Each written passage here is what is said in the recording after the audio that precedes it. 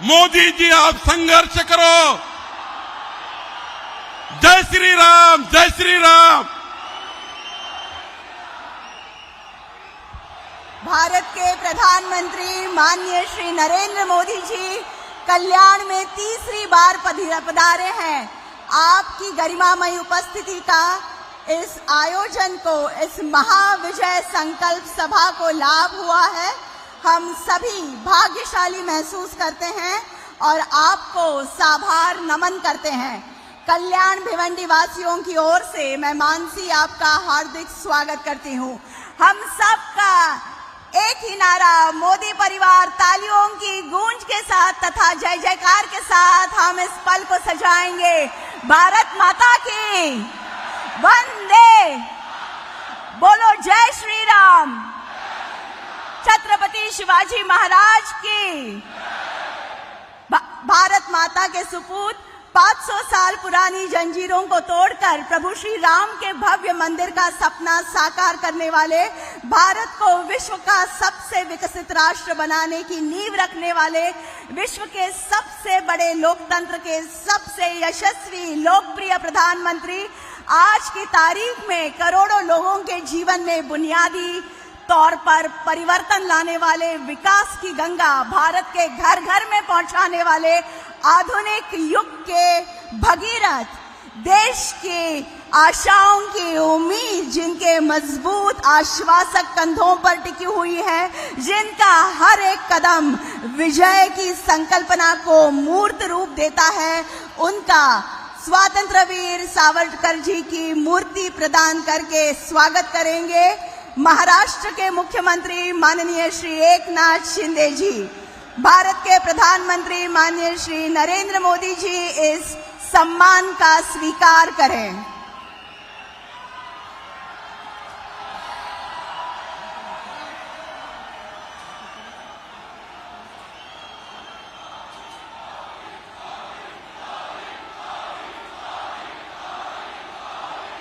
आदिवासी कलाकारों द्वारा बनाई गई वारली हस्तकला की फ्रेम एवं गदा देकर माननीय प्रधानमंत्री जी का यहाँ पर स्वागत करेंगे माननीय मंत्री श्री कपिल पाटिल जी एवं माननीय सांसद डॉक्टर श्रीकांत शिंदे जी एवं श्री प्रकाश पाटिल जी, उपनेता शिवसेना।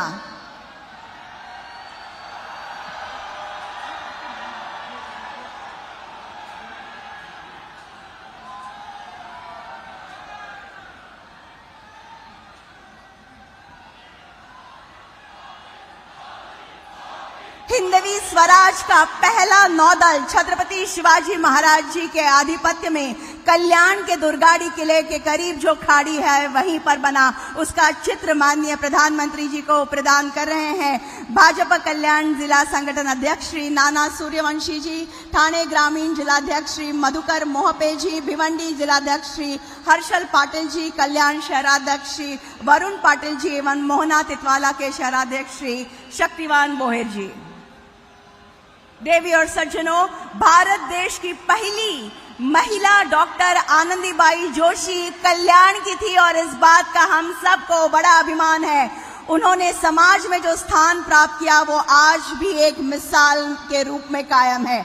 उनकी प्रतिमा माननीय नरेंद्र मोदी जी को यहाँ पर मंचस्थ भाजपा की महिला पदाधिकारी इन्होंने भेंट की है। एडवोकेट माधवीताई नाइक, रेखाताई चौधरी, शीतल तोंडलीकर एवं सुनीता टावरे। और अब राष्ट्रवादी की ओर से भगवान श्री कृष्ण जी की चंदन की मूर्ति प्रदान करेंगे माननीय सांसद श्री सुनील तटकरे जी एवं माननीय श्री प्रमोद हिंदुराव जी, एनसीपी के उपाध्यक्ष।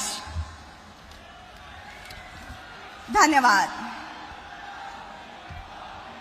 देवी और सज्जनों, समृद्ध एवं सर्वसमावेशक महाराष्ट्र के प्रगति का उत्तुंग ध्येय सामने रखकर जनता के हित के अनेक महत्वपूर्ण निर्णय लेने वाले संपूर्ण महाराष्ट्र को जिनका अभिमान है, ऐसे महाराष्ट्र के मुख्यमंत्री माननीय श्री एकनाथ राव शिंदे जी को मैं यहाँ सबको संबोधन करने हेतु आमंत्रित करती हूँ।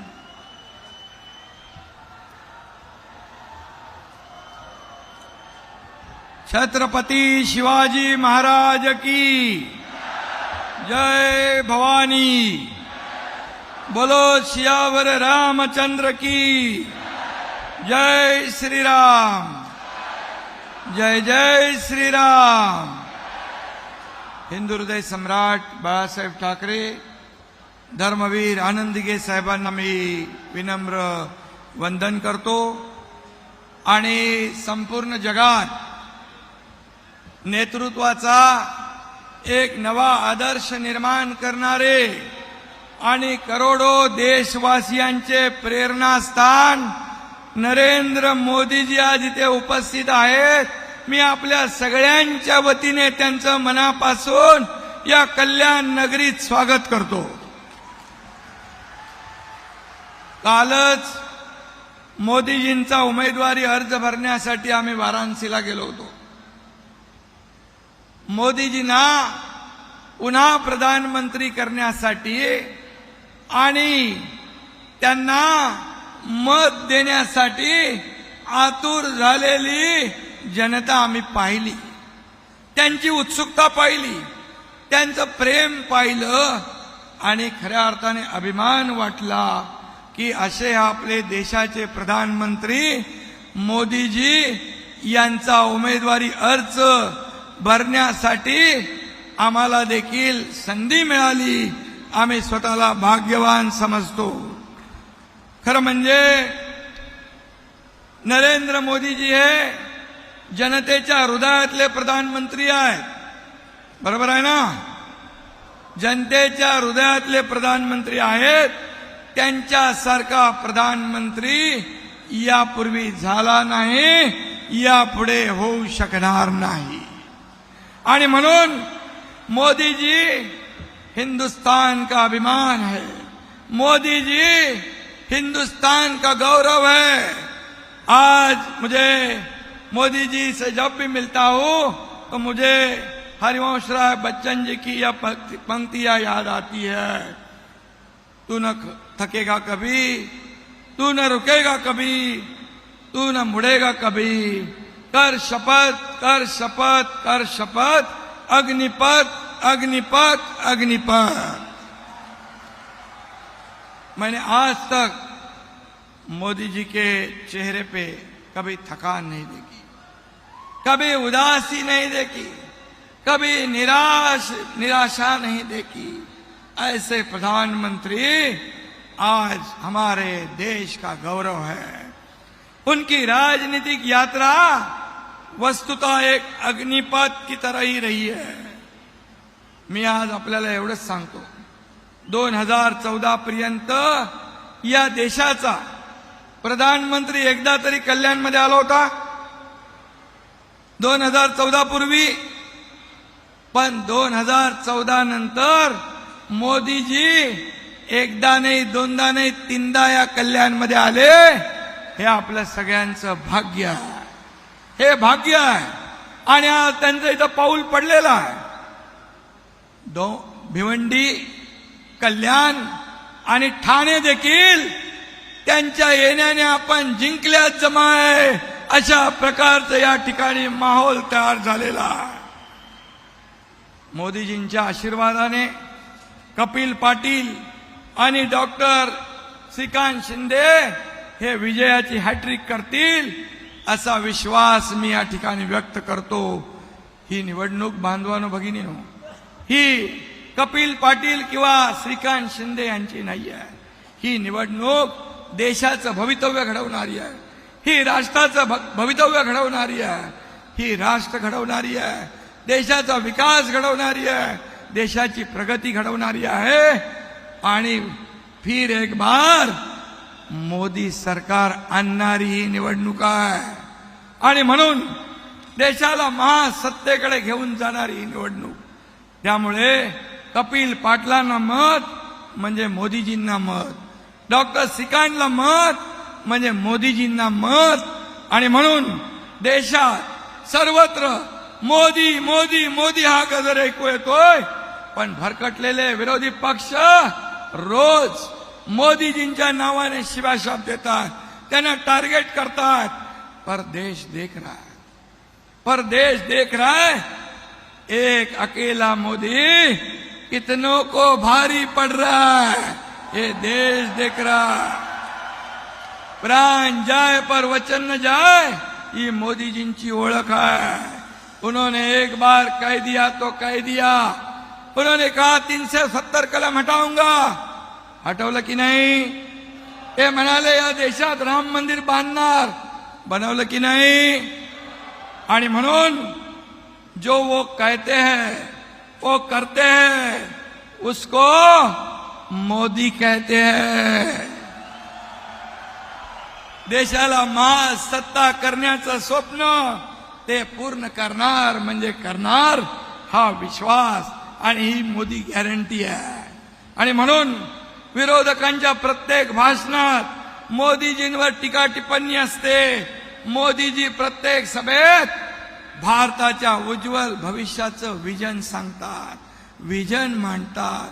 देश कसा पुढे न्यायचा आहे, देशाची प्रगती कशी करायची आहे, सेवा, समर्पण आणि गरीब कल्याणासाठी काम करणारे नरेंद्र मोदी, भारताला विकासाची नवी दिशा देणारे नरेंद्र मोदी, दहशतवाद्यांच्या आतंकवाद्यांच्या मुसक्या बांधणारे नरेंद्र मोदी, भ्रष्टाचाराचा खात्मा करणारे नरेंद्र मोदी, देशाला महासत्तेकडे घेऊन जाणारे नरेंद्र मोदी, देशातील 140 कोटी जनतेला आपलं कुटुंब, आपला परिवार मानणारे नरेंद्र मोदी, महिलांना आत्मसन्मान आणि आत्मनिर्भर करणारे नरेंद्र मोदी, तरुणांच्या हाताला काम आणि उद्योगांना संजीवनी देणारे नरेंद्र मोदी, विकासासोबत विरासतही जपणारे नरेंद्र मोदी, सर्जिकल स्ट्राईक करून पाकिस्तानला धडा शिकवणारे नरेंद्र मोदी आणि लहान मुलांमध्ये लहान होऊन रमणारे नरेंद्र मोदीजी, ही त्यांची ओळख आहे। विकास पुरुषांची असंख्य रूप देशाने पाहिली, अनुभवली, त्यामुळे 140 कोटी जनतेने त्यांना पुन्हा प्रधानमंत्री बनवण्याची गॅरंटी घेतलेली आहे। हे आपल्यासाठी अभिमानाची बाब आहे। इंडिया आघाडी पराभवाच्या भीतीमुळे पूर्णपणे बरखटली आहे, पूर्ण बिथरली आहे। त्यांच्या नादाला लागून उबाटा कोण आहे माहिती आहे ना? उबाटाने पाकिस्तानची हुजरेगिरी सुरू केली आहे। मुंबई बॉम्बस्फोटाचा आरोपी इक्बाल मुसा याला निवडणुकीमध्ये प्रचारात उतरवले। त्यांच्या मिरवणुकीत पाकिस्तानचे झेंडे फडकू लागले। हे दुर्दैव म्हणजे कमरेचं सोडून डोक्याला गुंडाळल्यावर लाज तरी कशी वाटणार? आणि म्हणून माझं मत काँग्रेसला देणार म्हणून अभिमानाने सांगतात। बाळासाहेबांच्या मनाला किती वेदना होत असतील, बाळासाहेबांना किती यातना वाटत असतील। स्वातंत्र्यवीर सावरकरांचा अपमान झाला तरी चालेल, बाळासाहेबांची बुद्धी भ्रष्ट झाली असं म्हणणारे समाजवादी चालतात। काश्मीरमध्ये महाराष्ट्र भवन होऊ देणार नाही आणि पाकिस्तानकडे अनुभवमय असे सांगणारे फारुख अब्दुल्ला चालतात। हे तुम्हाला चालणार आहे? हे तुम्हाला चालणार आहे? आणि म्हणून मी आपल्याला सांगतो, छत्रपती शिवाजी महाराजांवर अतिशय प्रचंड श्रद्धा असलेले आपले मोदीजी, त्यांनी नेव्हीच्या ध्वजावर शिवमुद्रा उमटवली, सिंधुदुर्गात छत्रपती शिवाजी महाराजांचा पुतळा उभारला, त्यांच्या कार्यकाळात आग्र्यात शिवजयंती साजरी झाली। शिवरायांना अभिप्रेत असलेलं सुराज्य निर्माण करण्याचा प्रयत्न आपले आदरणीय मोदीजी करतात। आणि म्हणून भिवंडीतून कपिल पाटील यांच्या कमळासमोरचं बटन दाबा आणि कल्याणमधून खासदार डॉक्टर श्रीकांत शिंदे यांचा धनुष्यबाण दाबा। 20 तारखेला सकाळी 7 ला मतदान करा आणि या दोघांना दिल्लीत पाठवा, मोदीजींचे हात बळकट करा। अब की बार फिर एक बार। धन्यवाद। जय हिंद, जय महाराष्ट्र, जय श्री राम। बहुत बहुत धन्यवाद। देवी और सज्जनों, राष्ट्र की उन्नति के लिए दिन रात एक करने वाले, देश की छवि अंतर्राष्ट्रीय स्तर पर उजागर करने वाले युग पुरुष, कर्मयोगी, प्रखर राष्ट्रभक्त, नव भारत के जनक, करोड़ों नागरिकों की मन की और दिल की बात जानने वाले, आत्मनिर्भर और विकसित भारत का सपना साकार करने वाले भारत के प्रधानमंत्री माननीय श्री नरेंद्र मोदी जी से मैं सविनय आग्रह करती हूं कि आज के इस महाविजय संकल्प सभा के अवसर पर अपनी ओजस्वी वाणी तथा बहुमोल विचारों से हमें अनुग्रहित करें।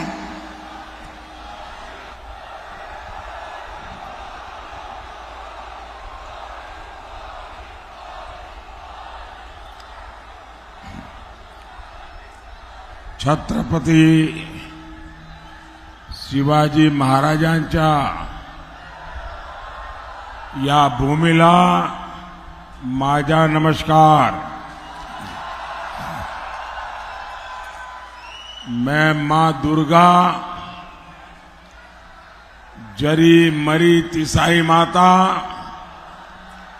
और अंबरनाथ महादेव को आदरपूर्वक प्रणाम करता हूं। मैं पूज्य बाला साहब ठाकरे और धर्मवीर श्री आनंद दीघे जी को श्रद्धांजलि अर्पित करता हूं। साथियों, मैं कल्याण की धरती पर राष्ट्र कल्याण के लिए आपका आशीर्वाद मांगने आया हूं।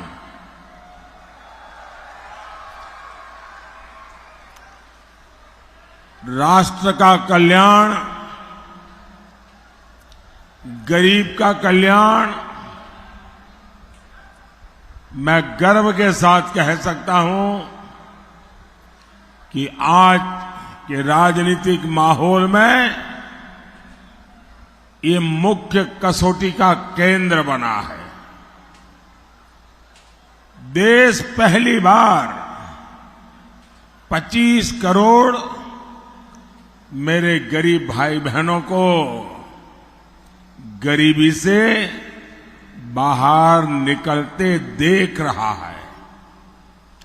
पहली बार हर गरीब के लिए पक्के मकान बनाने का पुरजोश काम चल रहा है।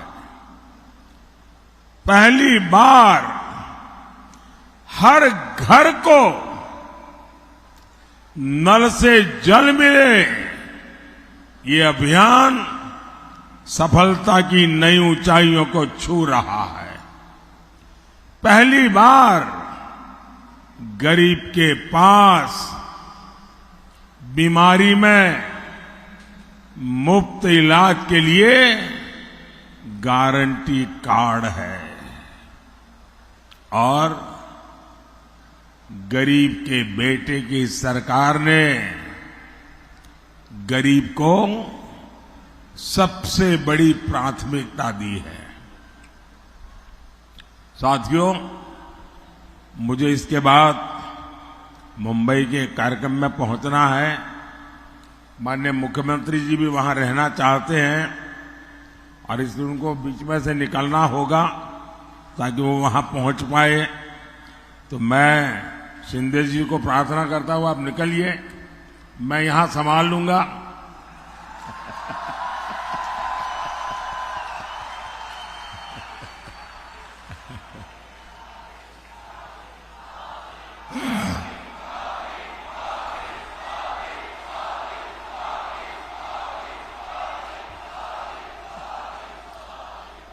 साथियों, आज पहली बार भारत में हम एक नया आत्मविश्वास देख रहे हैं।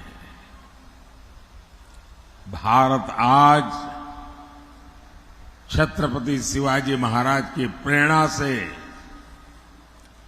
बुलंद हौसले के साथ बड़े लक्ष्य तय कर रहा है। सरकार बनने के बाद पहले 100 दिन में क्या काम करना है, कौन से फैसले लेने हैं,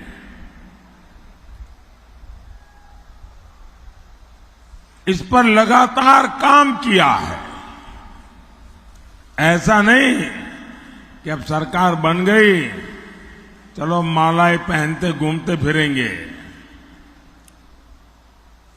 आज जितनी मेहनत करता हूं, उतनी ही मेहनत 4 जून के बाद भी जारी रहेगी।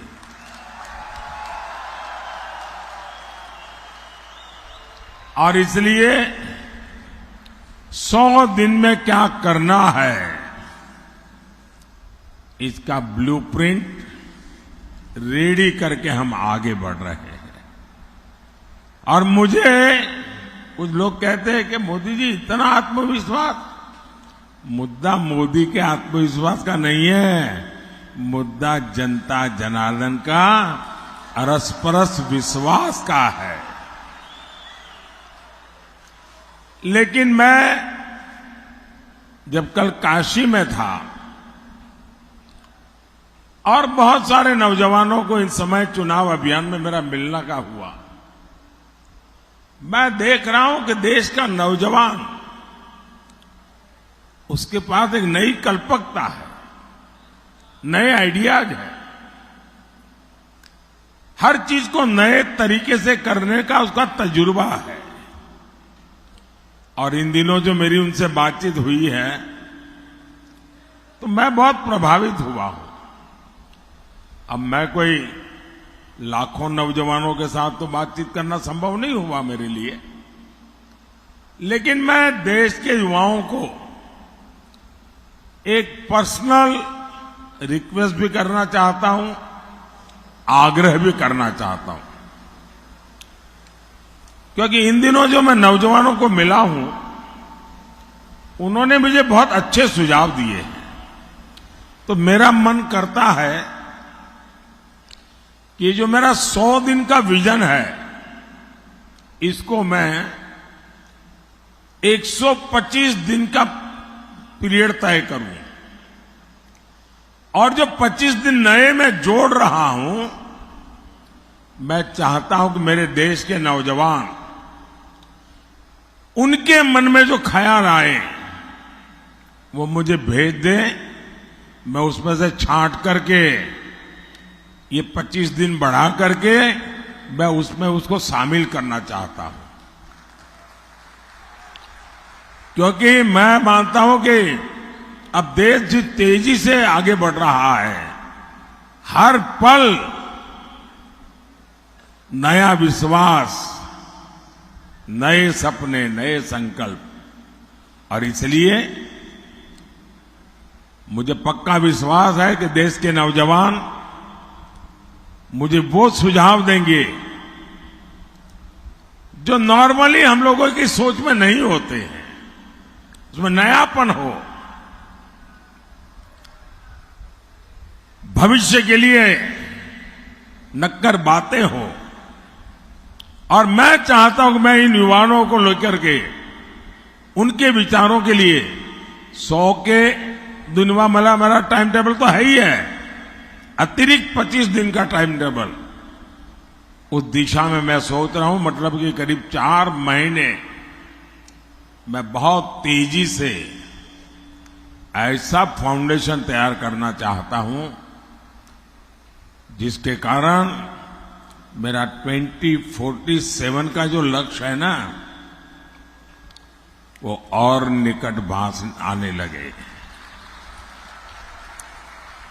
और इसलिए मोदी का तो मंत्र है, आपके सपने, ये मोदी का संकल्प है। और आपके सपनों को जिसने मैंने संकल्प बनाया है, उसको सिद्ध करने के लिए मेरा पल पल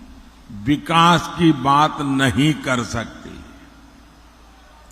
कांग्रेस केवल हिंदू मुसलमान करना जानती है।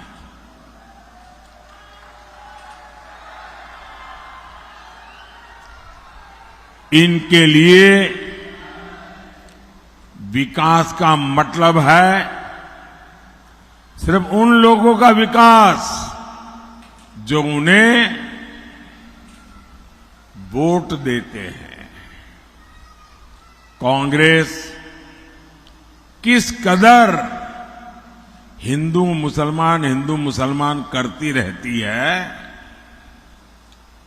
और मैं लगातार इसको एक्सपोज करता हूं।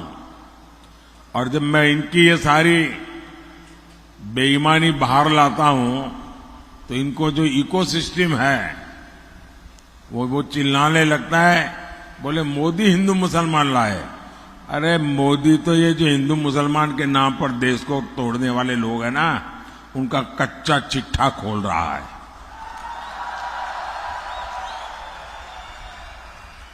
मैं इसका एक उदाहरण देना चाहता हूं और यह उदाहरण इतिहास में दर्ज है। मैं कांग्रेस को चुनौती देता हूं,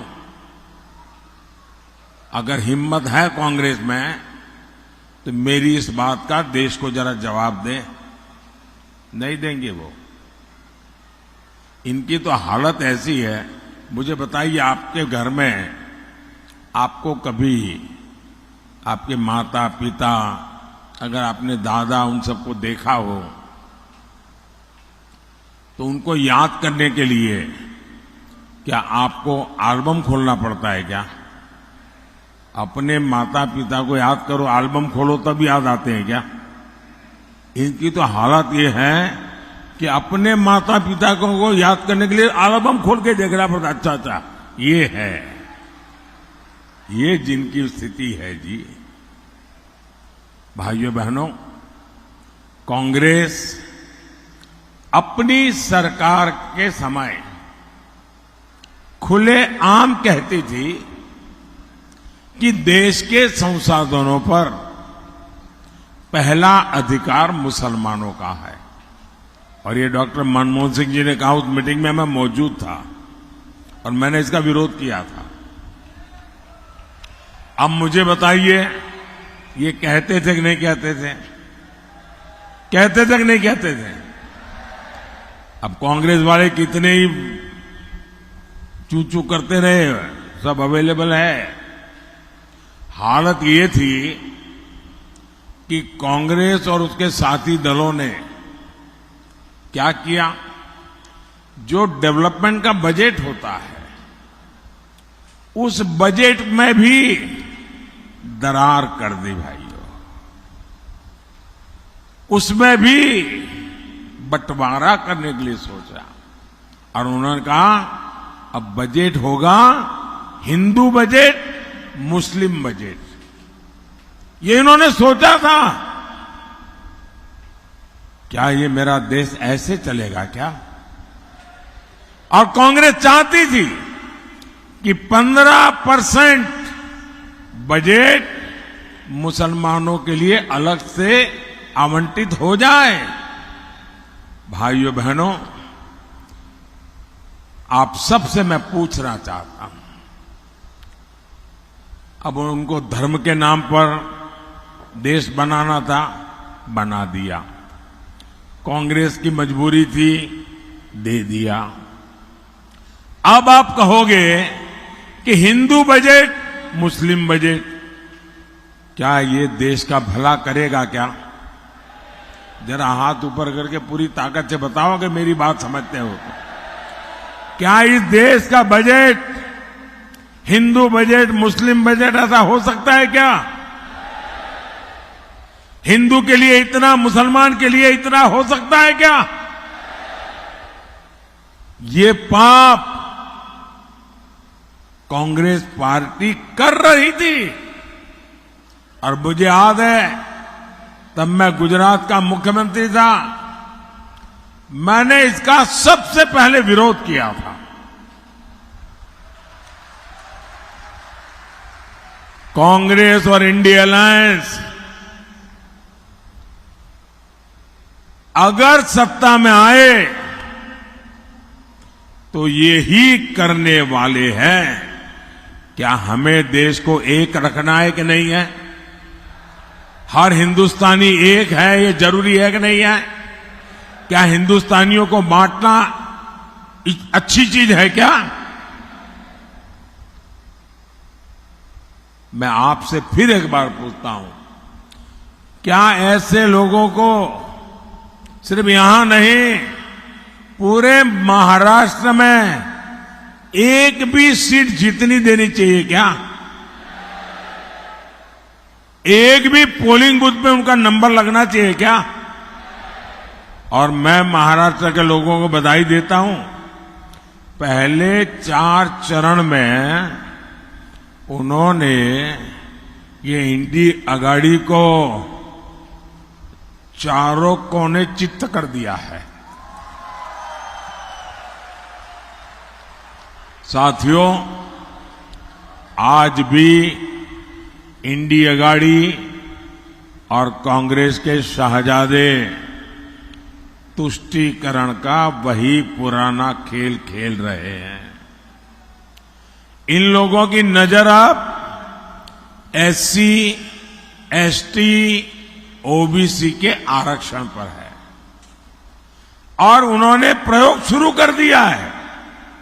कर्नाटका ये उनकी लेबोरेटरी बनाई है। कर्नाटका में उन्होंने क्या किया? सरकार में आने के बाद रातों रात कर्नाटका में जितने मुसलमान थे, रातों रात एक हुक्म निकाला कि सारे मुसलमान ओबीसी है।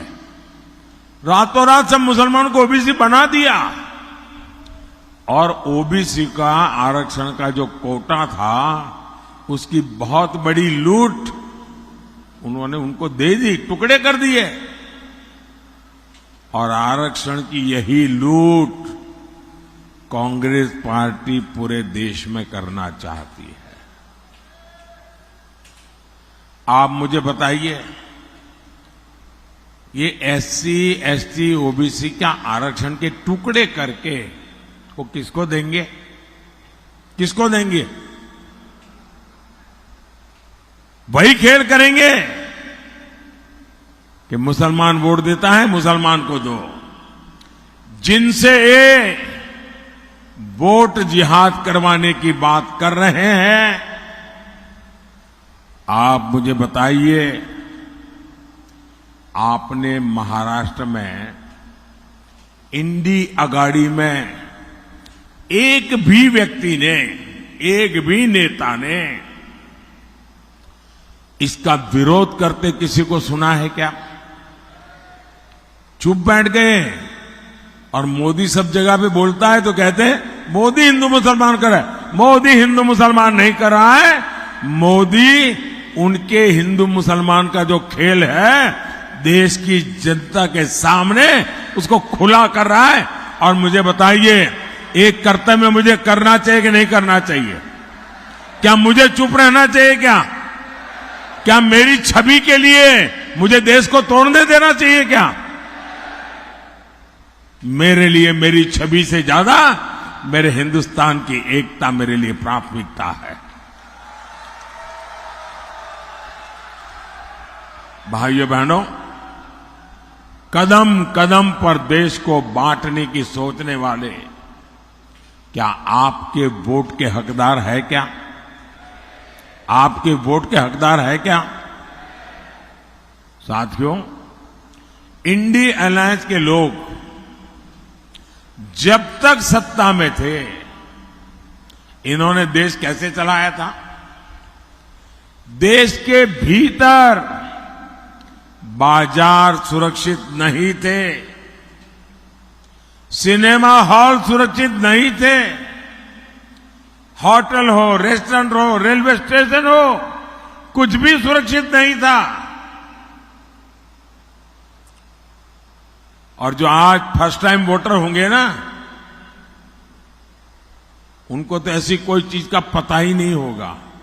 क्योंकि उस उम्र में उनकी उम्र 5 साल, 7 साल, 8 साल रही होगी। उनको बताना जरा अपने 18, 20, 22, 25 साल के बच्चों को कि कांग्रेस के जमाने में अनाउंसमेंट होता था, कोई लावारिस चीज दिखाई दे तो छूना मत। रेलवे स्टेशन पर, एयरपोर्ट पर, बस स्टैंड, लावारिस चीज दिखाई दे, कहीं लावारिस टिफिन दिखाई दे तो दूर रहना, पुलिस को बताना। कहीं लावारिस बैग दिखाई दे तो दूर रहना, पुलिस को बताना। कहीं लावारिस कुकर दिखाई दे, दूर रहना, बम होगा। ये लावारिस वाली चीजें यानी एक प्रकार से जीवन का हिस्सा बन गई थी और कहीं पर भी बम फूटते थे। भाइयों बहनों, 2014 के बाद आपके कान पर लावारिस से दूर रहो ऐसा आया क्या? एक खेल करने वाले लावारिस हो गए कि नहीं हो गए? साथियों, 10 साल पहले आए दिन बम धमाके होते थे कि नहीं होते थे? अगर आपको याद हो तो बताइए, नहीं है तो मत बताना। बम धमाके होते थे? जरा हाथ ऊपर करके बताइए, बम धमाके होते थे? आतंकवादी खुलेआम धमकियां जारी करते थे कि नहीं करते थे? सीमाओं पर गोलीबारी, राज्यों में नक्सली हमले, ये रोज की बात थी कि नहीं थी? लेकिन कांग्रेस की सरकार क्या करती थी? वो पाकिस्तान से गुहार लगाती थी और कांग्रेस अमन के कबूतर उड़ाकर फोटो निकलवाती थी जी। अमन के कबूतर उड़ाए जाते थे, मोमबत्तियां जलाई जाती थी, मोमबत्तियां। और क्या कहते हैं? प्लीज प्लीज हम पर आतंकी हमला मत करो, यही बोलते रहते थे।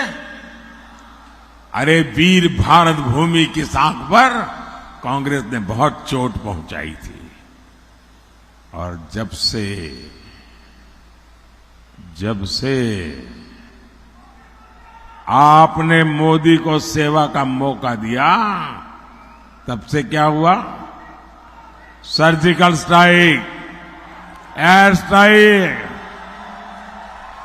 अब पाकिस्तान ने एटम बम की धमकी देना बंद कर दिया है।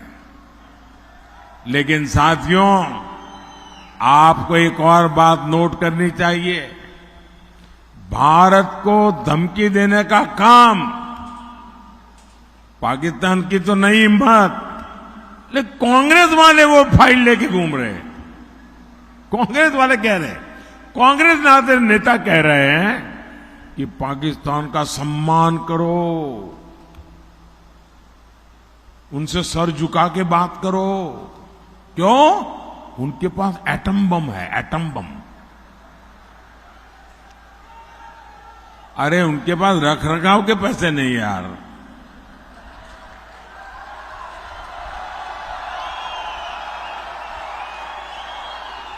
कोई मुझे बताए, जब कांग्रेस सरकार में होती है, कांग्रेस जब सरकार में होती है तो धमकी पाकिस्तान देता है, और कांग्रेस बाहर है तो पाकिस्तान की ओर से वो खुद धमकी दे रहे हैं।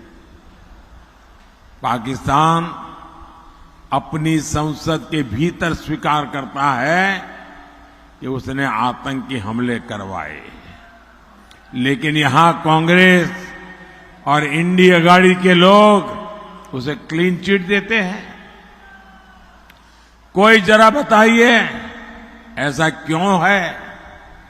इंडिया गाड़ी वाले पाकिस्तान की तरफ से बैटिंग क्यों कर रहे हैं? भाइयों और बहनों, कांग्रेस की मानसिकता तो हमेशा तुष्टीकरण वाली रही है, लेकिन बाला साहब की बात करने वाले भी कांग्रेस का कुर्ता पकड़ करके खड़े रहे हैं। कांग्रेस अलगाववादियों, आतंकवादियों का समर्थन करती है। नकली शिवसेना उसके साथ खड़ी है। कांग्रेस के लोग छत्रपति शिवाजी महाराज का अपमान करते हैं। आपने देखा है ना, कांग्रेस के शाहजादे ने मंच पर कैसे छत्रपति शिवाजी महाराज का तिरस्कार किया था। पूरे महाराष्ट्र को वो तस्वीरें देख करके गुस्सा आया, लेकिन नकली शिवसेना ने मुंह पर ताला लगा दिया, आंख पर पट्टी बांध ली। कांग्रेस के शहजादे महाराष्ट्र की धरती पर वीर सावरकर का भी अपमान करते हैं, लेकिन नकली शिवसेना की हिम्मत नहीं पड़ती कि उन्हें ललकारे। और मैं चुनौती देता हूं, ये इंडिया गाड़ी वाले यहां बैठे हैं ना, वो शाहजादे के मुंह से 5 वाक्य वीर सावरकर के पक्ष में बुलवा करके दे दे। करो भाई, मेरी चुनौती उनको। ये इंडी गाड़ी के बड़े बड़े नेता ने, हाँ, उन्होंने चुनाव जीतने के लिए उसको कह दिया कि भाई तुम वीर सावरकर बोलना बंद करो। तब से उसने बोलना बंद किया। क्यों? कि चुनाव का डर था। लेकिन हिम्मत है तो वीर सावरकर की महानता के 5 वाक्य इस शाहजादे से बुलवाइए। मेरी इन नकली शिवसेना से चुनौती है, ये नकली एनसीपी से ये चुनौती है। क्या वीर सावरकर के लिए 2 अच्छे शब्द बोल नहीं सकते आप? इंडिया गाड़ी की सरकार में याकूब मेमन की कब्र संवारी जाती है और इंडिया गाड़ी में राम मंदिर के निमंत्रण को ठुकरा दिया जाता है। राम मंदिर के लिए आए दिन अपमानजनक भाषा बोली जाती है। मैं जरा महाराष्ट्र के लोगों से पूछना चाहता हूं, क्या आपको ये स्वीकार है? आपको ऐसे पाप स्वीकार है? क्या आप इंडिया गाड़ी वालों को इस बार इस चुनाव में सजा देंगे कि नहीं देंगे? ऐसी सजा दीजिए, ऐसी सजा दीजिए कि ऐसा पाप करने की हिम्मत न रहे। साथियों, और अभी शिंदे जी बता के गए कि 93 के बम ब्लास्ट के गुनहगार नकली शिवसेना के लिए प्रचार कर रहे हैं। बताओ, इससे बड़ा दुर्भाग्य क्या होगा? साथियों, 20 मई को आपको सशक्त और विकसित भारत के लिए वोट देना है। 20 मई को आपको तुष्टीकरण के खिलाफ वोट देना है। कल्याण से एनडीए प्रत्याशी भाई श्रीकांत शिंदे जी और भिवंडी से भाजपा प्रत्याशी श्री कपिल मोरेश्वर पाटिल जी, इनको दिया गया आपका हर वोट मोदी को मजबूत करेगा। और जब आप उनके लिए मतदान के लिए बटन दबाएंगे ना, वो वोट सीधा सीधा मोदी के खाते में जाएगा। कपिल पाटिल ने मेरे साथ सरकार में भी काम किया है। ये हमेशा इस क्षेत्र के विकास के लिए सजग रहते हैं। मेरा अनुरोध है, मेरे इन दोनों साथियों को भारी मतों से विजयी बनाइए। आज हम मेरा एक काम करेंगे, घर घर जाना, ज्यादा लोगों से मिलना और कहना, मोदी जी आए थे, मोदी जी ने आपको प्रणाम कहा है। बोलिए भारत माता की, भारत माता की, भारत माता की। बहुत बहुत धन्यवाद।